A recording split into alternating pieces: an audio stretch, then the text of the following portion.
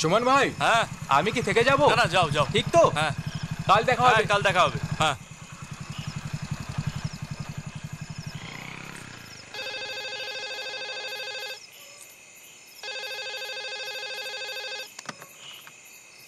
Hello, কৃষি office, কে বলছেন?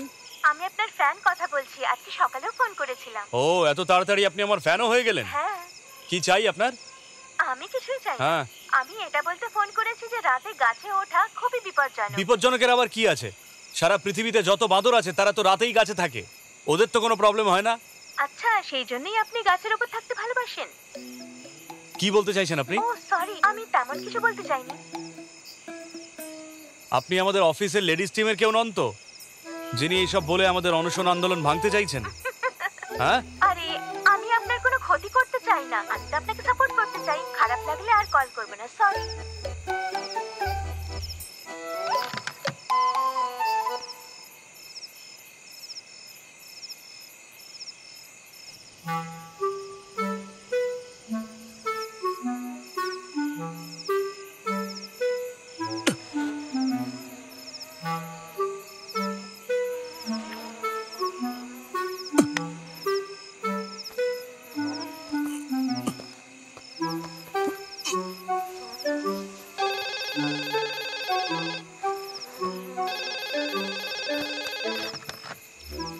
Hello hello, কে বলছেন? আপনি ওই মেয়েটাই না? মেয়েটা মানে? তোর মা বলছি আমি। ও আচ্ছা, মা তুমি বলো, কি হয়েছে? তুই আর কোনো অন্য জায়গা পেলি না নাকি অনশন করার জন্য? তুমি এত রাতে এইসব জিজ্ঞেস করার জন্য ফোন করেছো? বাবু, তুই কিছু খেয়েছিস তো? আরে মা, এটা অনশন আন্দোলন। এসব তাড়াতাড়ি শেষ হয়ে যাবে তো। আমি তোর জন্য তোর ফেভারিট মেথির তরকারি বানিয়েছি। ও, মেথির তরকারি বানিয়েছো? মানে তুই সবসময় মেথির তরকারির কথা বলতিস, তার জন্যই বানিয়েছি। এবার কি হলো তোর? তুই মেথির তরকারি ভালোবাসিস তো নাকি? হ্যাঁ ভালোবাসি। হ্যালো হ্যালো মা। হ্যালো হ্যালো মা।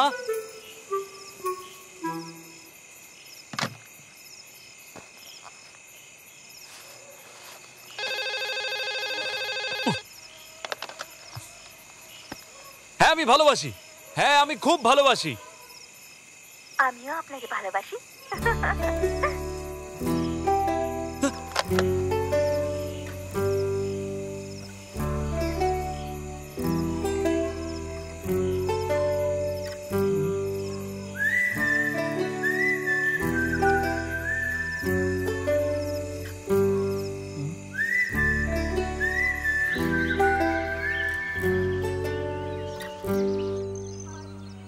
সুমন ভাই, ওঠো।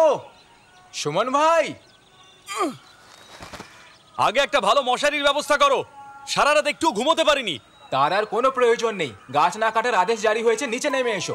যেমন আপনারা এক্ষুনি শুনলেন যে গাছ না কাটার আদেশ জারি হয়েছে, আর সেই জন্য ভালোই উপোস হচ্ছিল, রক্ত পরিষ্কার হতো আমার। সেই জন্যই দাদা সব এখন গন্ডগোল নেমে করে আসছেন। যেমনটি আপনাদের বললাম যে বাঁচিয়ে ভুখ দিলাম, হরতাল বন্ধ বাঁচিয়ে করা দিলাম, হয়েছে। একটা গাছকে এবারে বাঁচিয়ে দাদার সঙ্গে দিলাম। আমরা সরাসরি কথা বলবো আর জেনে নেব ভুখ হরতালের অভিজ্ঞতা বাঁচিয়ে ব্যাপারে। দিলাম, বাঁচিয়ে দিলাম, একটা গাছকে বাঁচিয়ে দিলাম। দাদা, এটা খেয়ে নিন। এক্সকিউজ মি দাদা, বাঁচিয়ে দাদা দিলাম, একটা প্রশ্ন বাঁচিয়ে করবো? দিলাম, আরে হ্যাঁ, ঠিক আছে, ঠিক আছে, দাদা, বাঁচিয়ে দিলাম। দাদা এটা বলুন যে দুটো পক্ষই এখন খুশিতে নেচে উঠেছে, আপনার কেমন লাগছে দাদা বলুন? কি ভেবেছিলেন একটা গাছ কেটে ফেলা এতই সহজ?